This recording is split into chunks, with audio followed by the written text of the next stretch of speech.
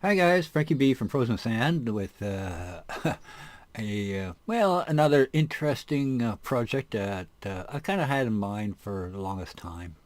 Not so much the longest time as, but rather, let's say, an impulsive desire to, do a project from beginning to end and document the process, my process of how I go about, in this case, doing a conversion of an already well-established map. In this case, Turnpike. Now, Turnpike, if you do not know, is a predominantly popular urban terror map that is probably number one on the map cycles that the servers provide, and it has the same level of popularity in our world as, say, Dust or Facing Worlds or Two Fort War or any map that is popular on any given game, as to more or less taken over the the game type of gameplay that somebody might choose. So CTF is predominantly the most popular game type that's going. So of course Turnpike has filled that position as the number one leader. So it needs a lot of respect and a lot of thought has to go into it that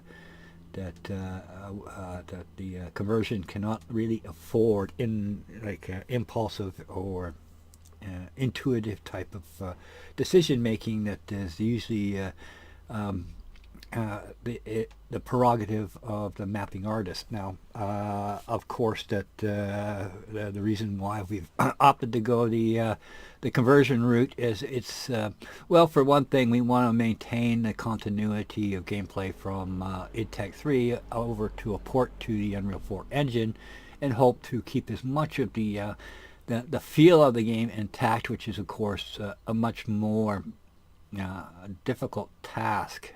You got to kind of be aware of what you're actually doing within a community and interest, rather than doing things impulsively based on artistic principles.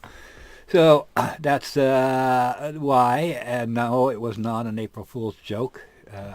I made a decision that the current iteration of Turnpike needs to be taken back to source level, now that we have access to source reference material that we did not have when we originally started this as a process. So I've also made somewhat of a decision, I guess, to attempt to show you my process as to creating an environment from more or less scratch, but with the benefit of already having the map making process done to some degree, even though it's not my map. So we need to kind of put things. Being someone who likes to put things into a box, let's give it a name and call it retro mapping. Because it makes me feel better, because I'm not really map making, because the critical part of map making, which is the layout, has already been done. So we're kind of in the idea Star Wars started actually on chapter 4 and then did prequels. So the development of a map called Turnpike has already been completed by the good graces of somebody else, and we're simply taking the work that has already been done and trying to duplicate it into a different video and a game environment, trying to maintain all the critical aspects of that map as demanded by community interest in its ongoing development. And of course, since it is probably one of the number one played maps, then of course their involvement has to be appreciated in, in a lot of ways. So I'm feeling better about this. Being able to actually start from scratch. A lot of work was done, but sometimes you have to be honest and say, well, we're not achieving the goals that we originally set out with. So that's why I decided to do a redo of a redo of a redo, and document the process for the benefit of those who might be interested in seeing how I go about actually doing the process of a conversion. So to start with, this is how I do environment development in general. Like I've made a fair number of architectural type of environments, just to keep me happy, and using the tools that become experienced with what's available in 3ds Max, and improve my skills over time. And then, of course, as an artist in general, I like the idea of putting my stuff into a real-time environment, such as a video game where people can run around and shoot at one another with digital guns and what have you, and have a good time with the art. I'm not a big fan of the idea of making a painting and sticking it on the wall that people can kind of look at and go, oh, that's kind of nice. Give Mona Lisa an AK-47, and I'm a happy camper.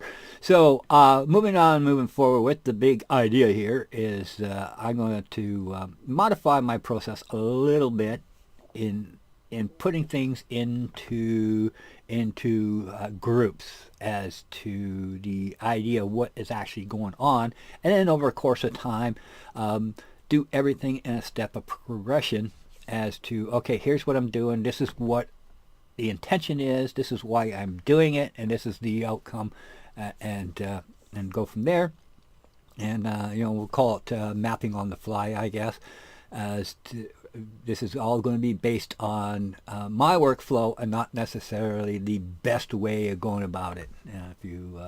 If you actually have a better idea of how something should be approached, by all means post it as a comment, as I'm always willing to learn from the experience of others. So moving forward, I have accomplished task number 1, which is as you, if you're following along and you watched the previous video, I upped about actually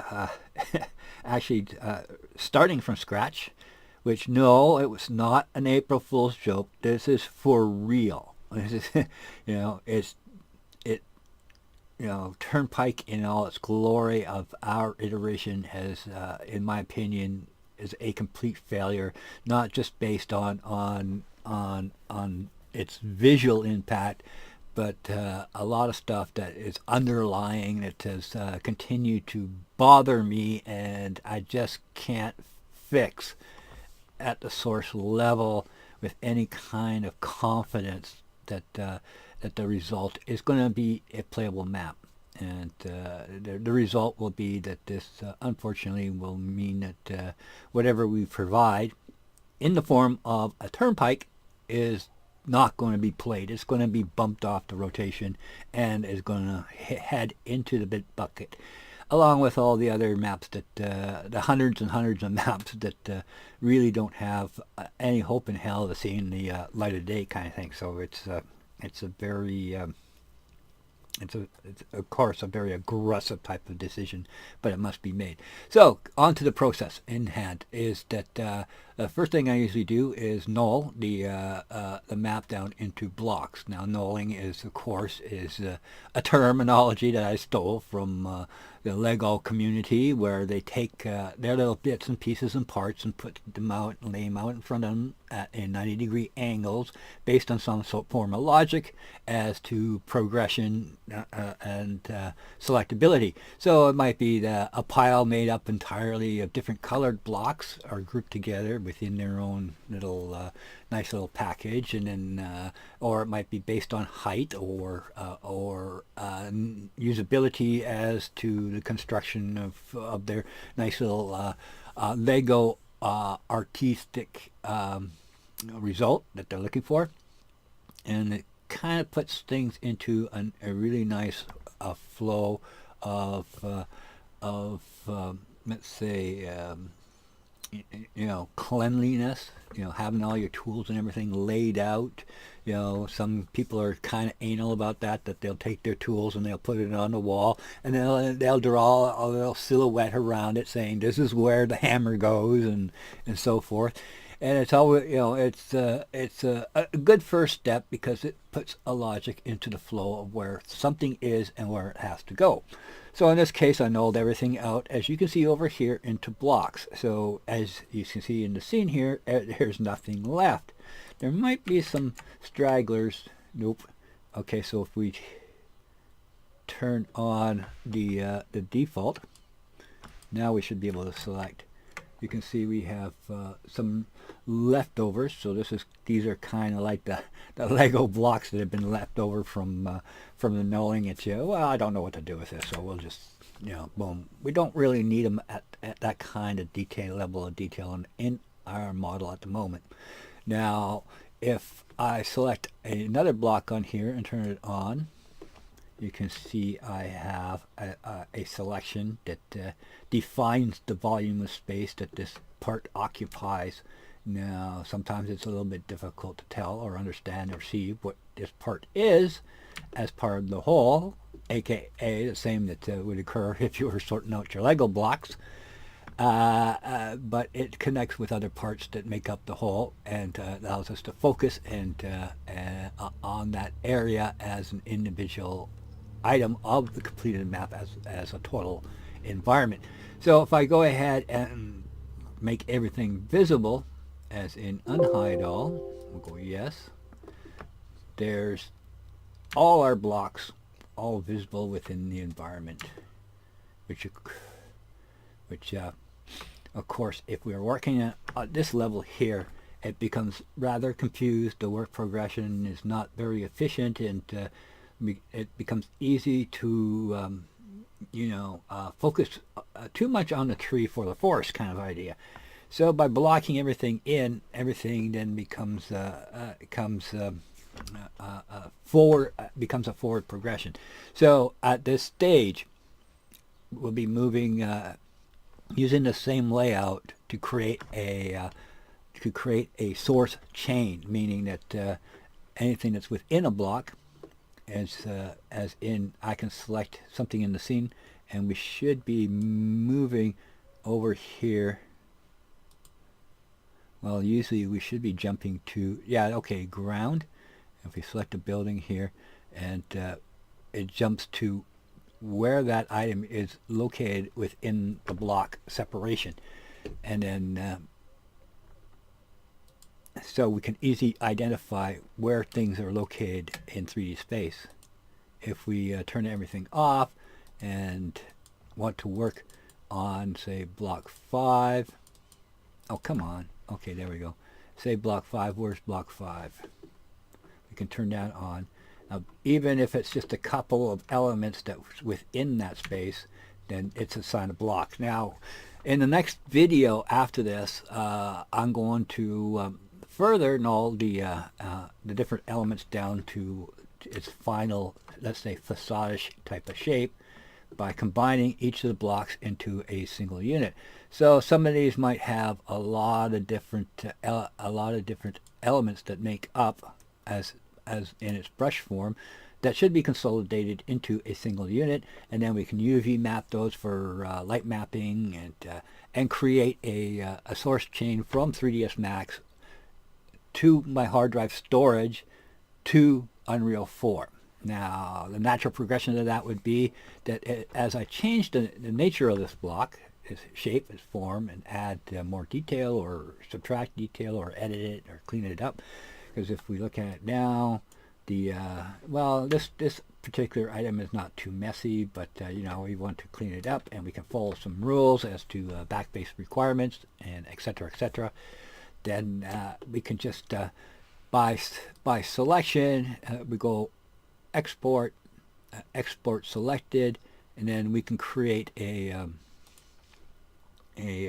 combined FBX based on this being block 3.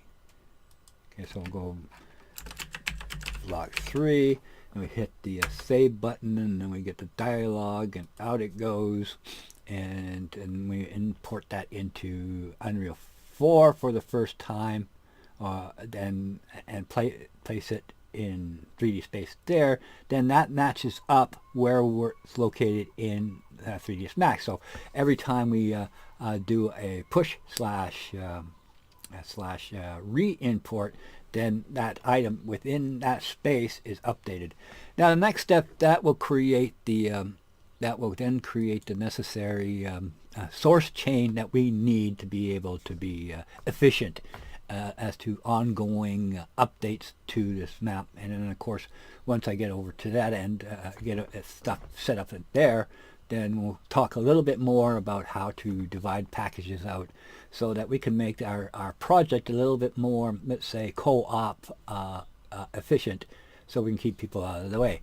So once I got that established, the next step is to create the facade work, and we'll once again talk a little bit about what we're doing there, what's its purpose once we get to that stage.